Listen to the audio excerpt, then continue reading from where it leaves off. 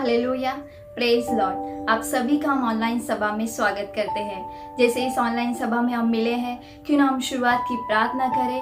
इस समय हम हमारे आंखों को बंद करेंगे और हम प्रार्थना की ओर बढ़ेंगे।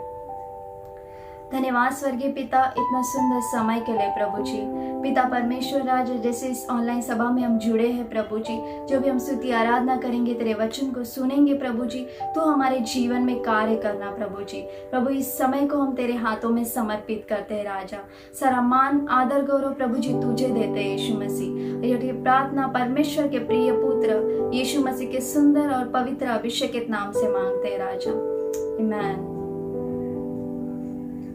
जैसे हमने शुरुआत की प्रार्थना की और इस समय हम स्तुति आराधना की ओर बढ़ेंगे और स्तुति आराधना के लिए हम भाई शिवा का स्वागत करते हैं।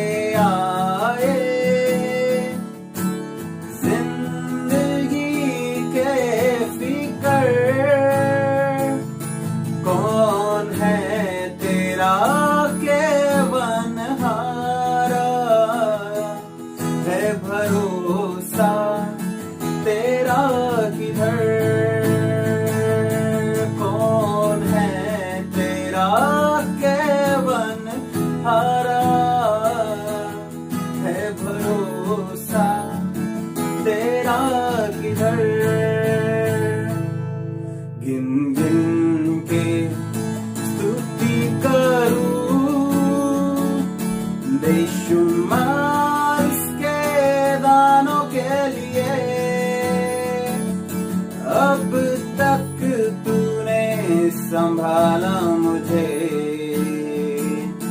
अपनी हाथों में लिए, अब तक तूने संभाला मुझे अपने हाथों में लिए।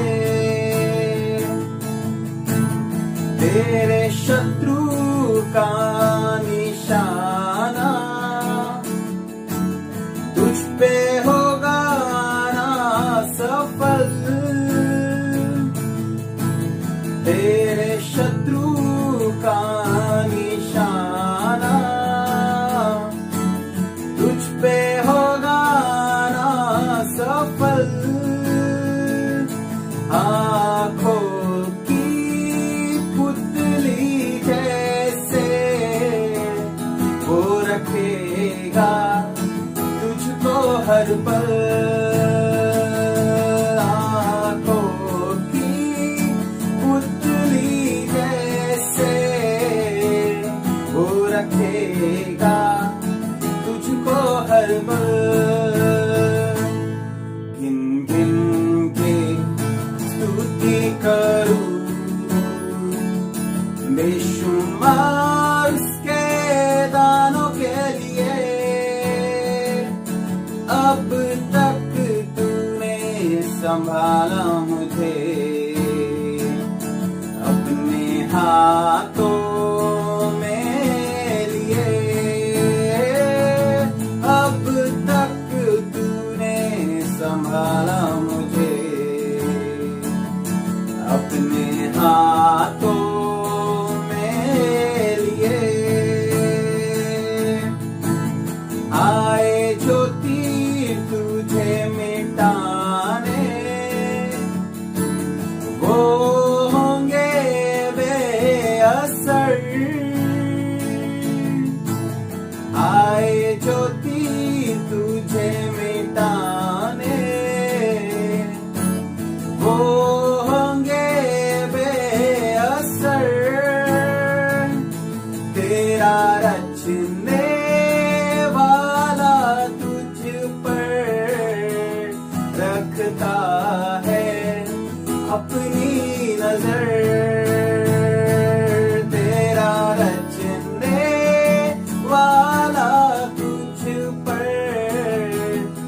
रखता है अपनी नजर। गिन गिन के स्तुति करूं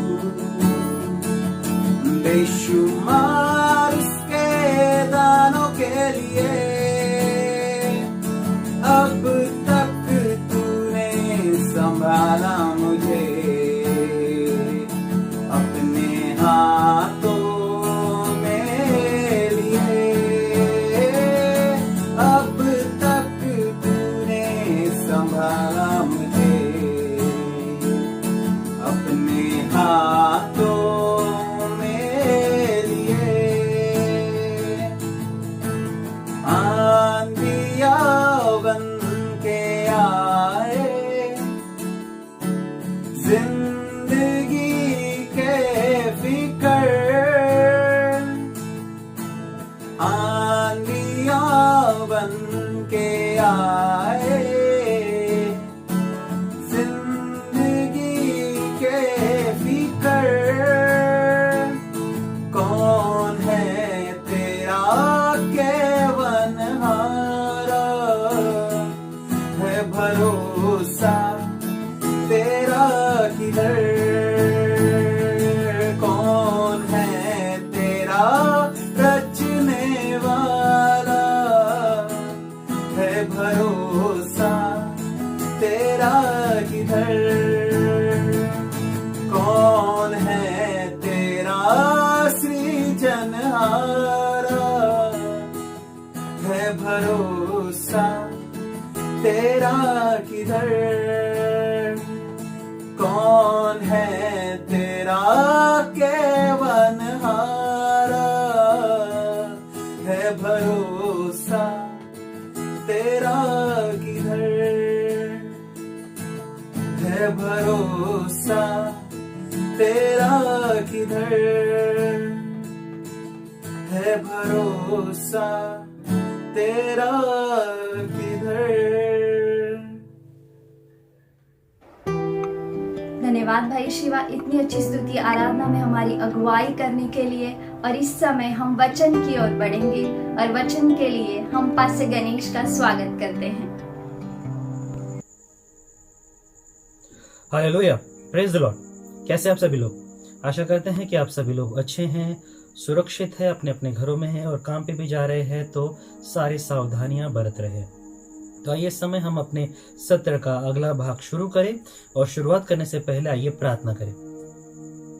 प्रभु हम धन्यवाद करते राजा तेरे अनुग्रह और प्रेम पवित्र आत्मा के लिए। राजा प्रभु प्रार्थना करता हूँ तेरी पवित्र वचन हमारे जीवन में हमेशा बना रहे, ताकि किसी भी चीज में कोई भी कमी ना हो, वरन तेरा अनुग्रह बना रहे, तेरा प्रेम बना रहे, तेरा पवित्र आत्मा से हमें अगुवाई करना, ताकि जो भी वचन हम सुने वो होने दे प्रभु तेरी ओर से हमारे जीवन में हो और उसे हम परमेश्वर कार्य करने वाले भी बने। इस समय को, इस पल को, इस ऑनलाइन सभा को देने के लिए धन्यवाद करते हुए, हर एक इंटरनेट प्रॉब्लम को तेरे हाथ में देते हुए, हर एक आलसपन, हर एक गड़बड़ी को परमेश्वर हम निकालते हुए विश्वास करते हैं कि परमेश्वर जो वचन आज हम इस ऑनलाइन में सुनेंगे प्रभु वो हमारे लिए फलदायक हो। राजा इस समय को, इस पल को और इस ऑनलाइन सभा को देने के लिए धन्यवाद करते हुए प्रार्थना यीशु के नाम से करते हैं, आमीन,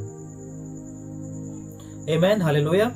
तो ये दोस्तों इस समय हम लोग शुरुआत करें। जैसे हम अपने अगले सत्र पे है विश्वास योग्यता के इस सत्र में पहले भाग में हमने देखा था कि किस तरह से हमारे जीवन में विश्वास योग्यता परमेश्वर बनाए रखता है, और फिर हमने देखा था दूसरे भाग में कि किस तरह से हमें विश्वास योग्य बने रहना है, या फिर तीसरे भाग में हमने देखा था कि किस तरह से ऐसे कौन सी बातें करने से हमारे जीवन में विश्वास योग्यता बनी रहेगी। जैसे हमने पहले देखा था कि हमें विश्वास योग्यता प्रभु के विषय में, प्रभु के साथ विश्वास योग्य बने रहना जरूरी है। फिर हमने देखा था कि हमारे जो स्थानीय कलीसिया है, उनके अगुवे हैं, जो पासबान हैं, उनके प्रति और कलीसिया के प्रति हमें विश्वास योग्य बने रहना बहुत जरूरी है।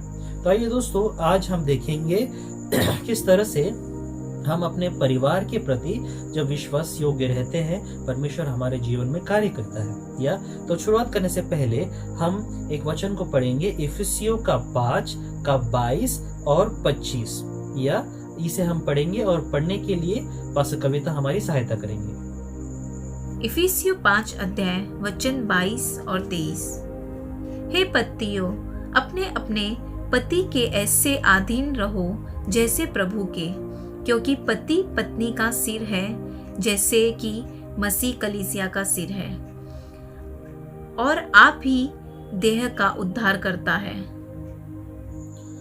हालेलुया। जैसे हमने देखा यहाँ पर कि किस तरह से हमें अपने पत्नी के प्रति और पति अपने पत्नी के प्रति विश्वास योग्य बना रहना चाहिए, बहुत जरूरी है। और उसी तरह हमारे जो परिवार के, अभी ये सिर्फ पति और पत्नी के लिए नहीं है दोस्तों, जैसे परमेश्वर ने यहाँ पे पत्नी का नाम लिया है और वहां पर कहा है कि हमें विश्वास योग्य बने रहे, और पति का नाम लिया है और पति को कहा है कि अपने पत्नी से वैसा ही प्रेम कर जैसे प्रभु ने कहा।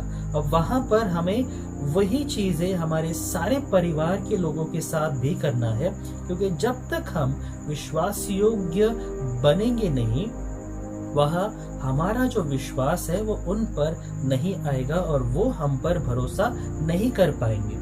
और जब हम अपने परिवार में ही वो चीजों को न कर पाए तो हम बाहर उन चीजों के साथ कम पड़ जाएंगे। इसीलिए हमें अपने परिवार के द्वारा ही शुरुआत करना है, क्योंकि वचन में ये भी लिखा है कि जो व्यक्ति अपने परिवार को संभाल सकता है वो कलीसिया को भी संभाल सकता है। बहुत सारे उतार चढ़ाव होते हैं, बहुत सारे ऐसी समस्याएं होती है, बहुत सारी ऐसी चीजें होती है जहाँ पे हमें सभी चीजों को संभाल के चलना है। अभी बुजुर्ग है, बच्चे हैं और हम उम्र है, सभी के साथ हम एक जैसा व्यवहार नहीं कर पाएंगे, मगर हमें समझ के चलना है। कभी कभार ऐसी चीजें होंगी जहां पर हम शायद से हमारा बोलते हैं ना कि जो धीरज है वो शायद खो देंगे, या फिर ऐसा होगा कि हम जल्दी गुस्सा हो सकते हैं।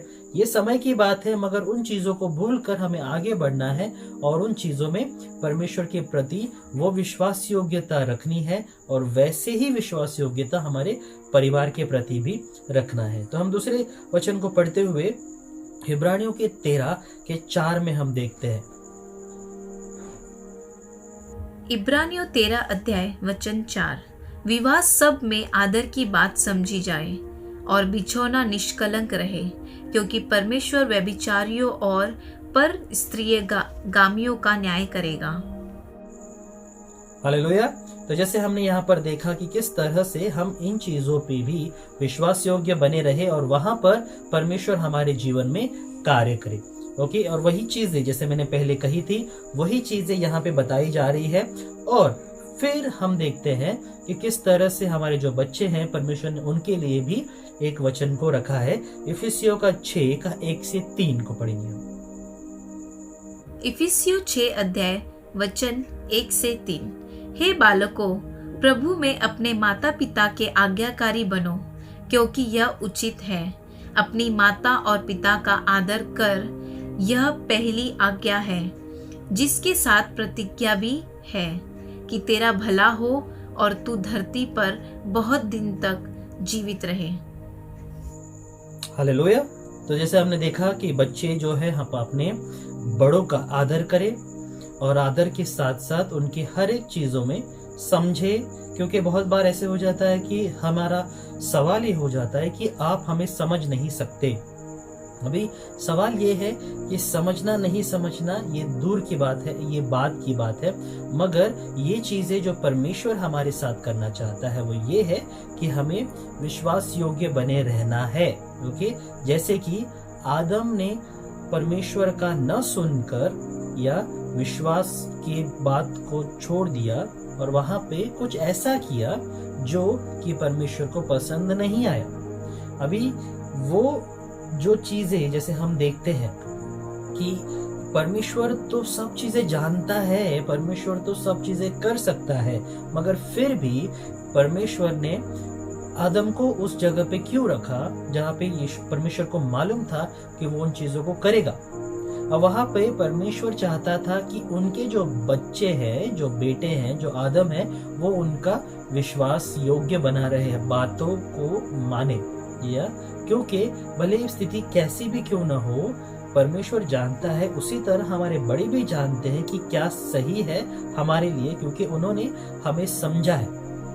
और वही चीजें हमें उनका आदर करते हुए ये समझना है कि क्या हम अपने बारे में जानते हैं या वो हमारे बारे में ज्यादा जानते हैं, क्योंकि शायद हम अपने आप में थोड़ा सा कम हो जाएंगे ये सोचने में कि हमारे लिए सही क्या है, क्योंकि जो अनुभव हमने नहीं किया है वो शायद उन्होंने किया है। इसलिए बच्चों को ये जरूरी है कि वो अपने बड़ों का आदर करे और सम्मान करते हुए ये समझे और ये जाने कि परमेश्वर है और जो बड़े हैं जो हमारा हमेशा अच्छा चाहते हैं, और इसीलिए हमें उनका आदर करना है, उनके प्रति विश्वास योग्य बने रहना है। और यही एक चिन्ह है दोस्तों कि जब हम अपने बड़ों का आदर करेंगे और बड़ों का बोलता ना कि बड़ों के प्रति विश्वास योग्य बने रहेंगे, तो ही तो ये पता चलेगा कि हम प्रभु के विषय में कितना विश्वास योग्य बने रह सकते हैं।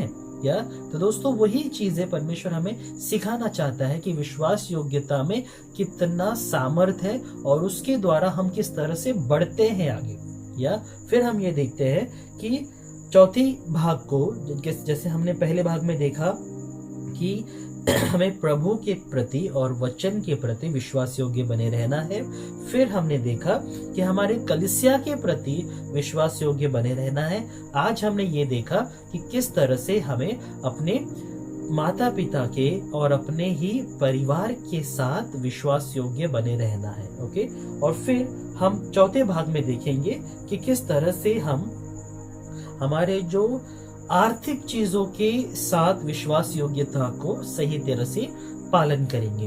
अभी ये आर्थिक मतलब पैसा जो संपत्ति है, अभी वो परमेश्वर ने हमें इसलिए दिया है क्योंकि हम उसको परमेश्वर के राज्य के लिए उपयोग कर सके। ओके, एक चीज से कहना चाहूंगा, अगर आप ये सोच रहे हैं कि मैं काम इसीलिए कर रहा हूँ, मैं कमाई इसीलिए कर रहा हूँ क्योंकि मेरे सारे जो लोन है वो चुकता हो जाए, मेरे सारे जो घर के क्या बोलते हैं ना कि रेंट है, घर का राशन है, मेडिसिन है, या फिर ऐसा हो सकता है कि किसी की शादी के लिए बचा के रखा है, या फिर ऐसा हो सकता है कि खुद के इंश्योरेंस के लिए हो, या फिर बोलते हैं ना कि जो इन्वेस्टमेंट हम कर रहे हैं उन सब चीजों के लिए है।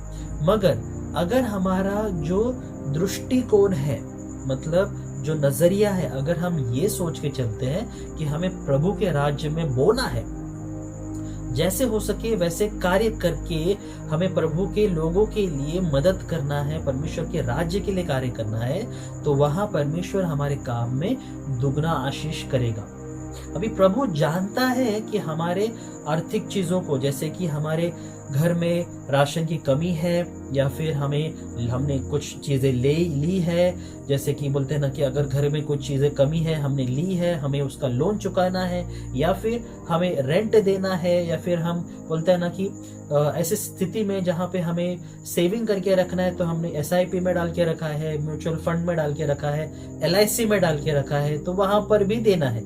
ये सब ऑब्वियसली बाइबल नहीं कहता, मगर ये कहता है कि वो सब मैं दूंगा, और परमेश्वर दे भी रहा है, क्योंकि परमेश्वर ने ही तुम्हें वो अच्छा जॉब दिया है, परमेश्वर ने ही तुम्हें वो अच्छे से अच्छे स्थान पे रखा है जहाँ पे तुम फलदायक बनोगे और अपने परिवार को संभालोगे और अपने आप को उस लायक बनाओगे कि जब तुम्हें देखे कोई तो ये कहे कि ये व्यक्ति चर्च जाता है, और वहां पे प्रभु की महिमा होगी कि कहीं पर भी ये नाम नहीं आएगा कि वो व्यक्ति जो चर्च जाता है वो कमाई नहीं कर रहा या फिर अपने माँ बाप का पैसे खा के बैठा हुआ। ये हम तो पहले अच्छी कर रहे हैं, और ये परमेश्वर का आशीष ही है जिसकी वजह से हम प्रभु की महिमा कर सके हैं। अभी दूसरी बात ये आ जाती है कि अगर इस उद्देश्य से हम पैसे कमा रहे हैं कि हमें अपने घर का सारा जरूरत और हमारी जरूरत पूरी करनी है, तो याद रखिए प्रभु का वचन ये कहता है कि मैं तुझे वो सारी चीजें दूंगा, मगर मत्ती के 6:33 के अनुसार। कैसे? जब तुम प्रभु के राज्य और उसके धार्मिकता की खोज करोगे, वो सारे वस्तुएं, वो सारी चीजें जो तुम्हें चाहिए वो तुम्हें दे दी जाएंगी। अगर जब परमेश्वर हमें ये कहता है कि हमें परमेश्वर के राज्य के लिए करना है, तो हमारा हेतु, हमारा जो लक्ष्य है, हमारा जो सोच है, हमारी कमाई का जो दृष्टिकोण है वो ये होना चाहिए कि प्रभु मुझे कमाना है ताकि मैं दे सकूं, ऐसे किसी व्यक्ति को दूं जिसको जरूरत है, ऐसे किसी लोगों को दूं, तेरे कलीसिया में जो चीजों की जरूरत है कोई भी चीजों में कमी ना हो, क्योंकि परमेश्वर कहता है यहाँ पर कि वो जो तुमने कमाया है वो प्रभु के भंडार में लेकर आओ, ताकि वहां पे कुछ चीजों की कमी ना हो। प्रभु को इस चीज की जरूरत नहीं है, प्रभु को इन चीजों की जरूरत नहीं है, मगर वो कलीसिया जहां पर हम देख रहे हैं कि समझो चेयर्स कम पड़ रहे हैं, तो चेयर्स लाने के लिए पैसे नहीं है, तो तुम डालो उन चीजों के लिए। या फिर बोलते हैं ना कि चीजें कम पड़ रही हैं चर्च में, या फिर चर्च के चीजों में, चर्च के भाग में जहाँ पे हमें ऐसा लगता है कि कहीं और जगह होता तो वहां पे हम भाड़ा दे सकते हैं, वहां पे हम बोलते हैं ना कि ये कर सकते हैं, मगर वहां पे चर्च के पास पैसे नहीं है, तो वो तुम्हें पूरी करनी है। वो परमेश्वर के राज्य का कार्य है और वही चीजें हमें सही रीति से करना है और उसके प्रति विश्वास योग्य बने रहना है। तो मुद्दे की तरफ आते हुए ये परमेश्वर हमें सिखाता है कि किस तरह से हम जब विश्वास योग्य बनेंगे, हमारे आर्थिक चीजों में परमेश्वर उसमें बढ़ोतरी करेगा। यह सबसे पहले एक तो चीज यह है, लूका के 14 के 28 से 30 में हम पहले पढ़ेंगे इसे। लूका 14 अध्याय वचन 28। तुम में से कौन है कि वह गढ़ बनाना चाहता हो और पहले बैठकर खर्च ना जोड़े कि पूरा करने की बिसात मेरे पास है कि नहीं। कहीं ऐसा ना हो कि जब नेव डालकर तैयार ना कर सके तो सब देखने वाले यह कहकर उसे ठट्ठों में उड़ाने लगे कि यह मनुष्य बनाने तो लगा पर तैयार ना कर सका। हालेलुया। तो जैसे परमेश्वर ने यहाँ पे कहा है और हमें चिताया है, मतलब हमें सतर्क किया है कि हमारे जो खर्चे हैं या फिर हमारे जो ऐसे चीजें जहाँ पे हम प्रभु के कार्यों के लिए देते हैं, वो सोच समझ के या फिर प्रभु के कार्य के लिए नहीं, मगर हर एक चीजों, ओके। अभी परमेश्वर यहाँ पे सिर्फ प्रभु का राज्य नहीं कह रहा है, यहाँ पे सभी चीजों में परमेश्वर कह रहा है कि सोच समझ के हमें डालना है। अभी जब हम सोच समझ के सही रीति से करेंगे, वहां पर प्रभु और आशीष करेगा। अब वो कैसे करेगा वो तुम देखोगे और वहां पे परमेश्वर का कार्य तुम्हारे जीवन में पूरा होगा। जैसे कि मान लो अगर कुछ चीजों की जरूरत नहीं है, ओके, तो वो चीजें तभी खरीदना या फिर तभी उसके लिए लोन लेना की जरूरत नहीं है, मगर जब हमें जरूरत है उन चीजों के लिए, जैसे कि मान लीजिए अभी घर में फ्रिज खराब हो रहा है, अभी घर में अगर फ्रिज खराब हो रहा है तो जो दूध है, जो खाना है, जो सब्जियां है जो हम लगते थे, वो भी नुकसान जाएगा। तो ये सही समझदार निर्णय होगा कि हम फ्रिज लें, मगर ऑलरेडी फ्रिज अच्छा खासा है, सिर्फ एक अच्छा ऑफर लगा है और उससे भी बड़ा वाला मिल रहा है, ये सोचकर अगर हम फ्रिज लेंगे तो ये याद रखें कि वो जो पैसे हैं उससे एक परिवार खा सकता है 1 महीने तक। वो चीजें भी ध्यान में रखते हुए हमें ये सोचना है कि वो एक परिवार के काम आएगा, या फिर ये चीजें समझ सकते हैं कि वो कलीसिया के कुछ काम आ जाएगा। अगर जरूरत नहीं है तो उनको ऐसे समय के लिए बचा के रखें ताकि उसका सही इस्तेमाल हम कहीं और कर सकें। या फिर हम दूसरी बात ये देखते हैं कि परमेश्वर का जो दशवांश है, जैसे कि अभी प्रभु बहुत बोलते ना कि क्लियरली कहता है, ये स्पष्ट रीति से कहता है मलाकी के 3:10 में कि तुम्हें प्रभु का जो दशवांश है, मतलब जो तुम्हारा कमाई है उसका 10 भाग, मतलब अगर 100 रुपया कमाते हो तो उसका 10% मतलब 10 रुपया वो तुम्हें प्रभु के राज्य में देना ही है। ओके, वो दशमांश है, वो प्रभु का हक है, वो परमेश्वर का वो एक अधिकार समझ लो कि ये हमें देना ही है। इसमें कोई दूसरा भाग नहीं है या फिर कोई ऐसी सोच नहीं है कि हम इसे नहीं दे सकते। इसे हम पहले पढ़ेंगे। मलाकी 3 अध्याय वचन 10। सारे दशमांश भंडार में ले आओ कि मेरे भवन में भोजन वस्तु रहे, और सेनाओं का यहोवा यह कहता है कि ऐसा करके मुझे परखो कि मैं आकाश के झरोखे तुम्हारे लिए खोलकर तुम्हारे ऊपर अपरंपार आशीष की वर्षा करता हूँ कि नहीं। हालेलुया। जैसा परमेश्वर ने कहा कि जो दशवांश है, मतलब जो भी हम कमाते हैं, अगर हम 1000 रुपए कमाते हैं तो उसका 10% जैसे कि 100 रुपए वो प्रभु के राज्य में देना ही है। जो तुम्हारी कमाई है, जो तुम कमा रहे हो, उसका 10% देना बोलता ना कि अनिवार्य है, मतलब कंपलसरी है, वो परमेश्वर का हक है। और हमें देना ही है। और दान आता है जो हम दिल से कितना भी दे सकते हैं, उसमें परमेश्वर ने कुछ गिनती नहीं कही है। अगर इन चीजों में विश्वास योग्य बने रहोगे, प्रभु आपके ऐसे कामों में जो आपने सोचा भी नहीं होगा कि इतना बढ़ सकता है, इतना इंक्रीमेंट हो सकता है, फिर इतना सच में हो सकता है, ये प्रभु कर सकता है और सिर्फ प्रभु जानता है और प्रभु ने किया है। हालेलुया, प्रभु ने किया है। आमीन। तो वहां पर हम देखते हैं कि प्रभु को देखकर बोलते हैं ना, जो भी जैसे भी हम दे सकते हैं, नीति वचन के 3:9 के अनुसार उसे हम पढ़ते हैं। नीति वचन 3 अध्याय वचन 9, अपनी संपत्ति के द्वारा और अपनी भूमि की पहली उपज दे देकर यहोवा की प्रतिष्ठा करना। हालेलुया। तो जैसे परमेश्वर का वचन कहता है कि प्रभु को आदर करे देकर, जो भी तुम्हारे पास है, जितना भी है, ठीक है। अभी कुड़कुड़ा के दोगे, बोलते हैं ना कि नाप तोल के दोगे, तो वही चीजें तुम्हारे साथ भी होंगी। या अगर तुम कुड़कुड़ा के करोगे कि अरे इतना, अरे उतना, तो शायद तुम्हारा बॉस भी बोलेगा अरे इतना, अरे उतना। और उसी तरह अगर हम नाप तोल के करेंगे कि नहीं, मेरे पास आज इसको इतना देना है, उसको उतना देना है, अरे मेरे पास आज मेरे को पार्टी भी करना है, वो सब करना है, ये सब निकाल के जो बचेगा, नहीं, वैसा नहीं। जो तुम्हारा सबसे बेस्ट तुम दे सकते हो परमेश्वर के राज्य के लिए, वो निकालो, और फिर जो बाकी का खर्चा है वो अपने आप हो जाएगा, क्योंकि परमेश्वर है जो संभालेगा। आमीन। तो तुम्हें चिंता करने की जरूरत नहीं है, परमेश्वर तुम्हारे साथ है। और हर एक चीजें जो भी परमेश्वर चाहता है और जो भी तुम चाहते हो वो जरूर होगा, क्योंकि जब हम चाहते हैं, हम अपनी इच्छा परमेश्वर को देते हैं और वो अपनी इच्छा हमारे जीवन में भी पूरा करता है। क्योंकि जो हम सोचते हैं वो शायद थोड़ा होगा, मगर परमेश्वर हमें बड़े चीजों में आशीष करना चाहता है। क्योंकि परमेश्वर वही कहता है कि अगर तुम छोटे चीज में, अगर थोड़े चीज में विश्वसनीय रहोगे, तो परमेश्वर तुम्हें बड़ा देगा या बड़े से आशीषित करेगा। और हमें वही समझना है, वही जानना है, वही चीजें ध्यान में रखनी है, और वहां पर प्रभु का कार्य होगा। अभी जो भी चीजें जरूरत है, जो भी चीजें है, वो तुम्हारे जीवन में है, वो उसको कोई बदल नहीं सकता।